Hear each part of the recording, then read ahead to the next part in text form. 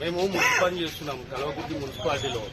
ఇప్పటి వరకు 22 తారీఖు వచ్చింది. మాకు ఇది వరకు జీతాలు లేవు. మా ఇంటికాడ మలచితోళ్ళు కానీ వాళ్ళు ఇంట్రెస్ట్ తీసుకున్నాం, వాళ్ళు వచ్చి మీద పడుతున్నారు. మాకేమో తిన్నికే ఇంట్లో మొత్తానికే అయిపోయినాయి. ఇప్పుడు 22 తారీఖు వచ్చింది. 8 రోజులు అయితే 2 నెలలు అవుతుంది. ఇది వరకు జీతాలే లేవు మాకు. దాని కొరకే మా సార్ని అడుగుదామని పని ఆపి ఇక్కడ కూర్చున్నాం. పోయిన నెల లేట్ వేసారు, ఈ నెల లేట్. మళ్ళీ ఇప్పుడు నెక్స్ట్ గ్రూప్ లో అన్నారు. సరే సార్ మంచిదే, మాకు కూడా మంచిదే అనుకున్నాం. మళ్ళీ వచ్చే నెల కూడా ఇప్పటికే జీతాలు పడినప్పుడు వచ్చే నెల మాకు గ్రూప్ లో ఎప్పుడు చేసుకున్నాం. మళ్ళీ అది కూడా మళ్ళీ అప్పుడు కూడా నెల రోజులు ఆగంటే మేము ఏడంగా తినాలి, ఏం బతకాలి, ఏం వర్క్ చేయాలి. మేము చేసేదే మురికి కష్టంలో చేస్తాం. కాలువల వాసనకు దానికి అన్ని తట్టుకొని చేస్తాం.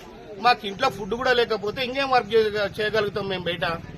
ఎండనము ఏమన్నా వాసననం ఏమన్నా అయినా మేము వర్క్ చేస్తున్నాం. మా పూటనే ఇట్లా కొడితే మరి మేము ఎట్లా చేయాలి? వర్క్ ఏం చేయాలి? అందుకే మాకు ఇబ్బంది అయ్యే ఇంట్లో ఏం లేకనే ఆఫీస్ కాడ వచ్చి ఆగినాం.